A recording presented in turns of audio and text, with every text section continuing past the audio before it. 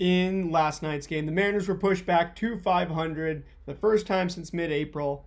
Logan Evans faced off against Brandon Pfaadt, and the Mariners are officially in a mid-season crisis. Welcome to the Dom Skeen channel, your one-stop shop for the Mariners storylines on Seattle's minds. And we lost 10-3, a really ugly final score last night. You look at the hits, we only were out hit by one, still having 12 hits, yet putting up just 3 runs. You can't say it's unacceptable. It's going to happen sometimes. But clearly, we're not playing in the clutch.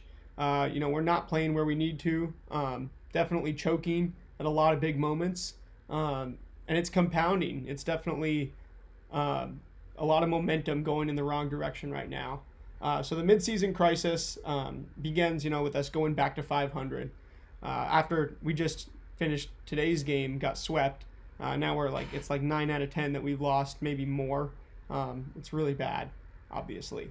So newsflash, Mariners are playing really bad, losing a lot of ball games. Actually have a losing record after today's game, but it went back to 500 last night. Looking at the actual game and what happened in this one, Mariners give a little bit of hope late, but this just wasn't a game that lined up your way. You go down 4-0 after 5, get 2 back in the 6th, but then quickly allow 5 more. Trent Thornton really was blown up in that 6th inning. He, after coming back, looking like he might have fixed something in Tacoma, he comes back in this one, and he throws 6 different pitches. It's just hard to see how a reliever can be comfortable throwing 6 different pitches, getting just 2 swinging strikes on 40 pitches. Clearly, Thornton was not great. Average exit velocity is over 100 miles an hour on just about everything. Really, with Trent Thornton, it's not easy to see what he's bringing to the table in this one. 10 curveball, quarter of his pitches are curveballs, quarter are four-seam fastballs. Then he gets 20% sweepers, 18% cutter, 10% changeup, and then a sinker in there, 3%. Trent Thornton looks bad. He looks like he's really trying to switch stuff up and find an approach right now, but for the moment, I can't even tell you what this approach is. So for the moment, Trent Thornton is broken. Looks like either he's going to have to go to Tacoma or go back to an old approach, because in this start, it just almost doesn't look like he had one. Even looking at the movement profiles on his pitches, which I rarely do, he still has some good vertical break, or really average vertical break on the four-seam fastball. Minus 14 on the curve. I'm not going to say that I know whether that's awesome or not. But clearly it's just not deceptive enough. He's throwing 6 pitches. None of them have swing and miss or weak contact-inducing quality. And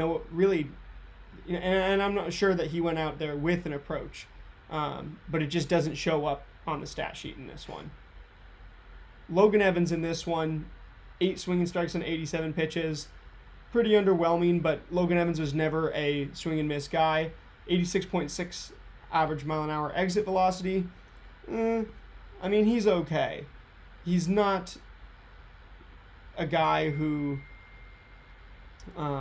he's not a guy who is going to be a top of the rotation guy or even a front half of the rotation. He's at best, I think, a lower half of the rotation guy who gets some weak contact. And in this one, it worked out just for 2 innings before you start to have some busy innings.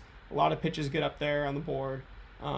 Gets hard hit only 8 times in this one. Still did a pretty good job limiting contact. And then, his final line ends up being 5 innings pitched, 7 hits, 4 runs on 7 hits, 5 strikeouts to 2 walks, and a homer. But then moving over to the other side, it just gets worse because Brandon Pfaadt gets hard hit by the Mariners 11 times. And, throws 99 pitches. We hit 2 homers off of him. 5 innings, 9 hits. But we still end up with only 2 earned runs. Or he still ends up with only 2 earned runs, and we only get 2 runs out of it. So although both pitchers kind of have a rough day and make it through 5 innings, Pfaadt comes out on top and gets the win in this one, which is really disappointing when you're facing a guy who profiled so well for for the Mariners to be able to hit off of. And looking at what Pfaadt did in this one, 10 swinging strikes on 99 pitches. I mean, double digits, but he did throw 99 pitches. Really, that's average. It's pretty average rate, 10%. He goes 38% four-seam fastball, 23% sweeper, 22% sinker, and we still couldn't really hit him. 15 change-ups, that accounts for a third of his swinging strikes. So that changeup, again, is just usually the best pitch against the Mariners, and nothing different here than one curveball in there for him. Four-seam fastball gets a few whiffs, but the Mariners are driving it. The sinker, the Mariners hit it extremely hard. Didn't get any swing and miss, and we hit it extremely hard, yet we just got a little bit unlucky. 342 expected batting average, actually outdid Arizona in expected batting average in this one, despite losing by 7 runs. So another hot day where they took advantage and we didn't. Going over to the hitting side of things, I mean, the averages on this team are all just okay. We can never get a season with this team, it feels like, where we just have, a lot of 280 hitters. You look at like the Yankees, and even you look at the Diamondbacks right now. They've got Gabriel Moreno hitting 8th, or they did yesterday.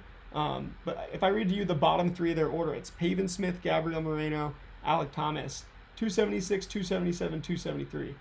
The bottom 3 in our order, Dom Canzone, Ben Williamson, Cole Young. Obviously, a lot of those guys, none of them have played the whole year. Some of them far less than the whole year. But 222, 258, 222.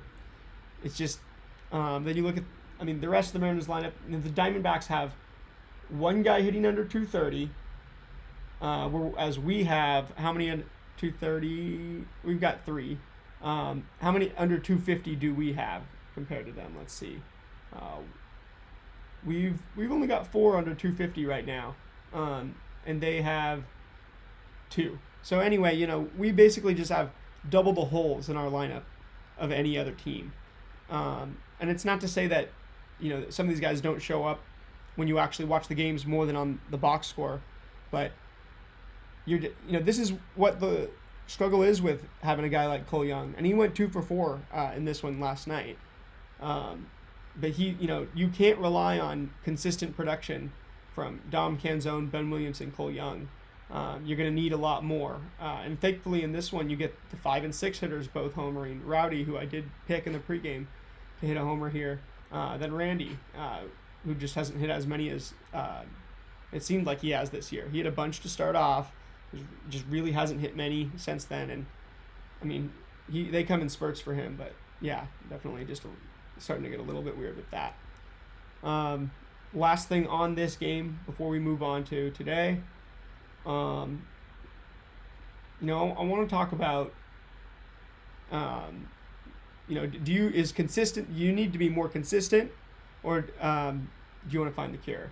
And actually, I'm going to talk about that more in today's game recap, which I'm about to record right after this. So I'll see you guys there. Go M's.